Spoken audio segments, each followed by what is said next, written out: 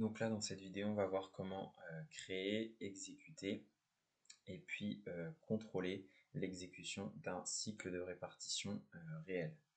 Donc dans un premier temps, après avoir créé les ratios statistiques, ce qu'il faut faire, c'est d'aller dans son PNL et puis aller constater la bonne prise en compte de nos ratios statistiques créés.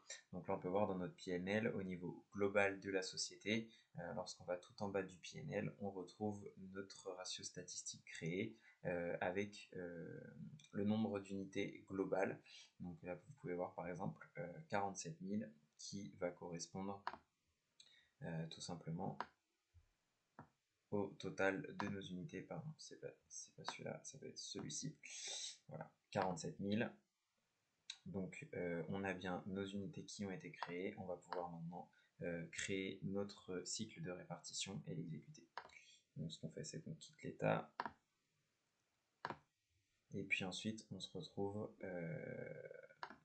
dans la définition d'une répartition globale, donc qui se trouve dans gestion comptable, contrôle de gestion, comptabilité, analytique des centres, clôture période, fonction individuelle, option en cours, et voilà, c'est cette transaction-ci dont je tairai le nom. Voilà, nous définissons donc le nom de notre cycle, son début de validité. Pardon, c'est mauvais, nous allons prendre celui-ci, déjà créé, évidemment. Nous pouvons le modifier.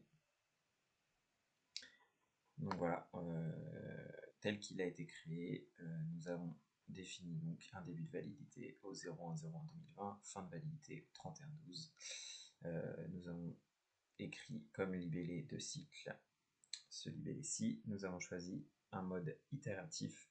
Donc un mode itératif va permettre de remplacer des valeurs déjà imputées et non pas les cumuler comme l'option cumuler juste en dessous. Donc c'est ce mode-là que nous souhaitons.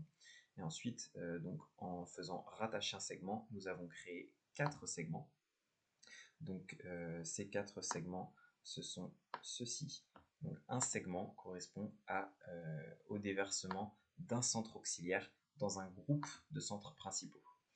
Alors nous, on a pu voir dans un premier temps que l'on répartissait un centre auxiliaire dans 3 centres récepteurs qui étaient BPR, INC et MPC dans notre cas. Et là, on va juste dans le cycle de répartition renseigner le groupe de centres principaux qui contient nos 3 centres. Voilà, comme nous avons déjà créé la clé de répartition avant, juste avec cette information-ci, il va récupérer la clé de répartition et répartir de la bonne manière. Donc voilà. Donc nous créons 4 segments qui correspondent à nos 4 centres auxiliaires à déverser. Et donc nous les avons créés de cette manière. Donc dans un premier temps, renseigner la nature comptable secondaire. Ensuite, montant enregistré, 100%, origine, valeur réelle. Et puis ici, bien faire attention, type par variable, bien mettre 5 ratios statistiques, valeur réelle. Dans l'onglet émetteur, nous mettons notre centre de coût auxiliaire émetteur, donc le centre que nous voulons déverser. Juste ici, nous mettons le groupe de centres dans lequel nous souhaitons déverser notre centre émetteur.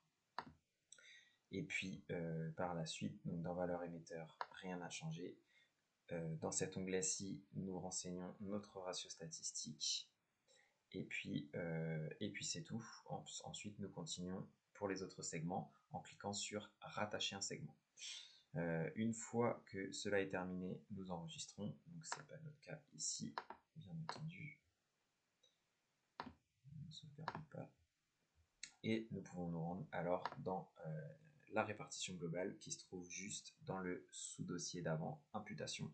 Et c'est la transaction KSU5. Une fois dans cette transaction, nous renseignons encore une fois la période. Dans un premier temps, nous renseignons une phase test. Nous prenons notre cycle réel, sa date de début. Nous l'exécutons. Donc là, on peut voir des messages d'avertissement, c'est parce que nous avons déjà réalisé cette exécution.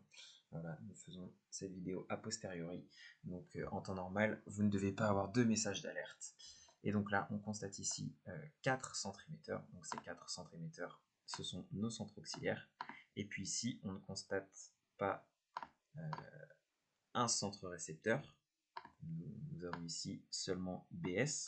Nous n'en constatons pas 1 ou 4 parce que nous répétons l'opération 4 fois, mais 12 fois, car en fait, dans ce groupe de centres BS, nous avons vu que nous avions 3 centres, BPR, MPC et INC. Et donc, comme nous répétons l'opération 4 fois, 4 fois 3, nous avons bien 12 centres récepteurs. Donc voilà, vérifiez bien que vous avez le bon nombre de centres récepteurs juste ici. Et puis ensuite, vous pouvez retourner sur le menu d'avant et décocher la phase test pour réellement exécuter cette répartition globale. Après l'exécution, vous pouvez aller directement dans votre PNL. Donc là, nous allons juste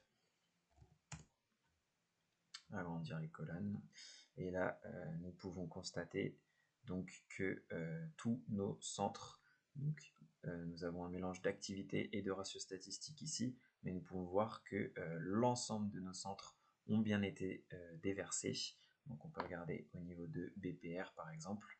BPR a bien chargé l'ensemble de nos centres. Donc de ce côté-là, c'est bon. Et puis par exemple, si on va voir le centre ressources humaines que nous devions décharger, nous constatons bien que le montant de son déchargement est égal à son montant de chargement. Donc tout a bien été déversé. Donc voilà, on peut vérifier rigoureusement pour les 3 centres que les montants sont les bons. Donc on peut se réaliser des calculs sur Excel pour estimer les montants à déverser dans chacun des centres principaux et puis contrôler ces montants. Voilà, pour s'assurer que nos transactions sont bonnes. Voilà, c'est tout pour cette vidéo.